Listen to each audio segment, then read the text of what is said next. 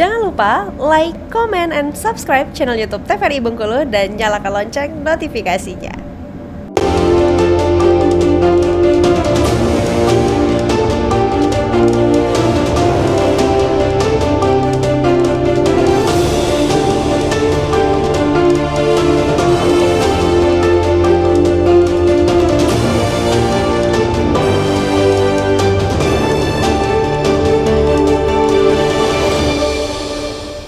Pemirsa, Anda kembali menyaksikan Brendo TVRI Bengkulu edisi hari ini dengan tema Skill Anak Melalui Seni.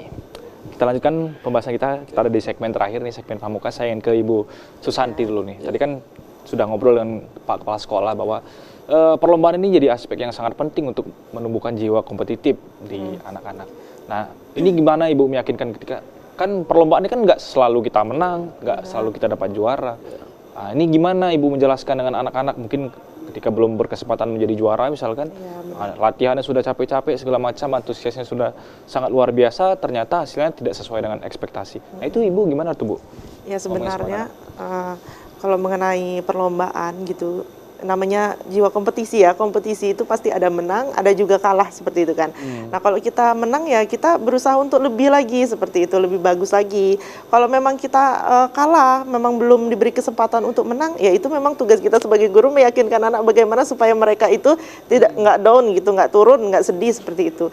Nah jadi sebenarnya seni itu nggak selalu harus menang kalau misalnya kita berkompetisi seperti itu. Iya karena jadi, kan banyak yang bilang juga seni nggak bisa dinilai dengan angka katanya, nggak bisa 7, 10, sekian tuh nggak bisa katanya Ibu ya. Karena seni itu kan kita mengekspresikan diri kita gitu kan. Dari ekspresi kita, apa yang kita tuangkan itu di dalam seni itu bisa membuat kita itu lebih percaya diri. Jadi saya bilang aja ke anak bahwa nggak apa-apa nak kalau nggak menang ya lain kali kita latihan lagi. Ya di sini kan kalian sudah banyak belajar gitu ya. Percaya diri, tampil berani, seperti itu kan, lebih fokus. Nah sebelumnya kita latihan aja kalian udah bagus konsentrasinya, itu melatih kalian untuk lebih konsentrasi, bekerja sama dengan teman, seperti itu kan. Jadi hal-hal yang seperti itu memang perlu kita berikan supaya anak itu nggak sedih, nggak down gitu kan, nggak sedih mereka ketika mereka itu kalah dalam kompetisi seperti lomba-lomba seperti itu kan. Walaupun realitanya pasti tidak semudah yang dikatakan ya Bu ya. Karena orang-orang yang sudah dewasa saja tidak semudah itu menerima hasil gitu dan lain sebagainya, apalagi dengan anak-anak ya Pak ya. Tak manggis ya. Mereka sudah berani tampil itu aja sudah luar biasa bagi kami seperti itu. Oke. Jadi kalau Bapak menghadapi anak-anak seperti apa Pak ketika misalkan hasilnya belum sesuai dengan ekspektasi? Karena kan Pak kalau di luar nih Pak, termasuk di Jepang tuh sampai sekolah dasar nih bahkan nggak ada ujian Pak untuk menghilangkan bahwa tidak. Pokoknya kalau anak-anak ini jiwa bermain gitu, dan mereka ini nggak boleh ada angka-angka, terus ada yang lebih pinter, ada yang lebih bodoh dalam tanda kutip ya. Itu gimana Bapak memberikan motivasi? Kalau saya prinsipnya kan begini, berlatih itu adalah untuk mempersiapkan diri, membekali diri dengan keterampilan yang pasti bermanfaat di masa depan. Bahwa lalu ada event kemudian atau perlombaan lalu menang atau kalah itu sebenarnya kan bukan persoalan. Saya sebagai kepala sekolah, saya selalu mendorong baik siswa maupun guru. Saya bilang bukan soal menang kalah, bukan soal prestasi saja, tapi berbuatlah yang terbaik. Saya kalau ke anak-anak, nak kalian walaupun sekali jadilah bintang. Walaupun hanya mendapat predikat anak paling rajin di rumah, atau paling tertib di rumah, atau paling tepat waktu pulang, itu loh. Jadi itu sudah bintang gitu loh. Artinya kan ada tuh, itu 3 kakak adik misalnya kan. Kalau soal bersih yang satu, jadi semuanya menang sebenarnya ya Pak ya? Jadi semuanya menang. Itu yang saya tanamkan. Jadi bukan soal juara harus pakai sertifikat, harus ada pialanya, bukan soal ada itu. Hikmah yang lebih besar. Gitu, tapi yang terpenting itu misalnya, jadilah bintang walaupun hanya sekali gitu. Dan syukur itu lebih hebat lagi kalau berkali-kali dan di mana-mana jadi bintang misalnya. Dan pasti ada itu nanti. Nah, dengan harapan anak-anak nanti Itu tadi sekali lagi menemukan kelebihannya, menemukan bakatnya. Oh ini ya saya.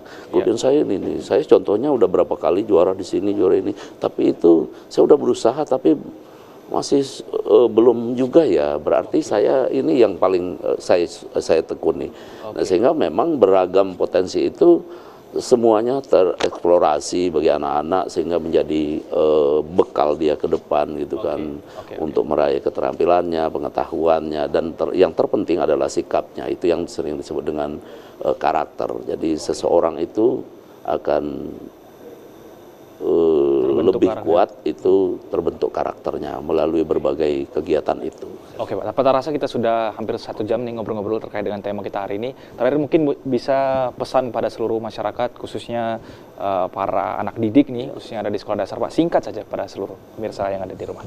Baik, terima kasih. Jadi sebenarnya kan pesan saya kepada terutama masyarakat untuk orang tua dulu ya. Orang tua harus hijrah dari cara mendidik anak, ya, sudah harus meninggalkan pola lama yang apa-apa saja marah, yang apa-apa saja nggak boleh, semuanya nggak boleh.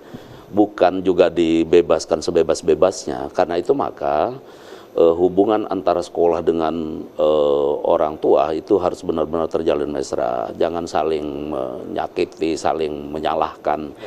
Maka saya sering menyebutkan bahwa sekolah adalah rumah kedua bagi anak.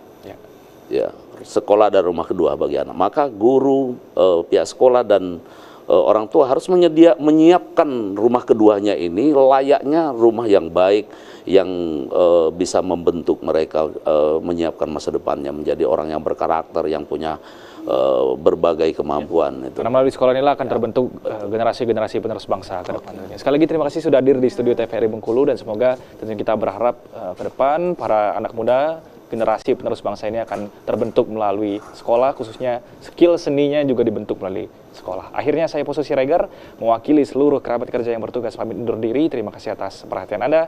Wassalamualaikum warahmatullahi wabarakatuh. Waalaikumsalam warahmatullahi wabarakatuh.